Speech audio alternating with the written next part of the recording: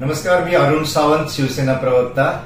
आपणा सर्वांना माहीतच असेल, गेले 2 दिवस डावोस असा सगळीकडून उद्घोष ऐकायला येतोय, खास करून विरोधकांकडून.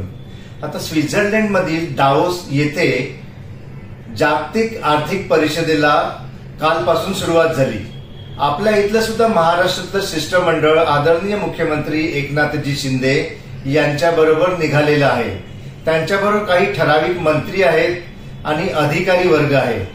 आता या डावोसमध्ये जगभरातून सर्व व्यापारी, मोठमोठे नेते, मोठमोठ्या क्षेत्रातील नामांकित व्यक्ती या तिथे हजर होणार आहेत आणि वाद संवाद साधला जाणार आहे. यावेळेस असा अंदाज आहे की मुख्यमंत्र्यांच्या कल्पकतेमुळे जवळजवळ 3,10,000 करोडचे MOU म्हणजेच मेमोरंडम ऑफ अंडरस्टँडिंग म्हणजे सामंजस्य करारांवरती सह्या होणार आहेत आणि त्यामुळे आपल्या महाराष्ट्रामध्ये परदेशी गुंतवणूक वाढणार आहे. परदेशातून उद्योगपती येथे येऊन विविध प्रकारचे उद्योग सुरू करणार आहेत.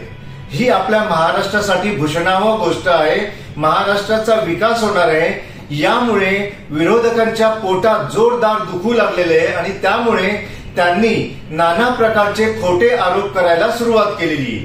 खास करून त्याच्यामध्ये आदित्य ठाकरे यांचा नंबर 1 लागतो आणि त्याच्यानंतर त्यांचे इतर साथीदार म्हणजेच काँग्रेसचे वडेट्टीवार म्हणा किंवा आणखीन इतर कोणी म्हणा.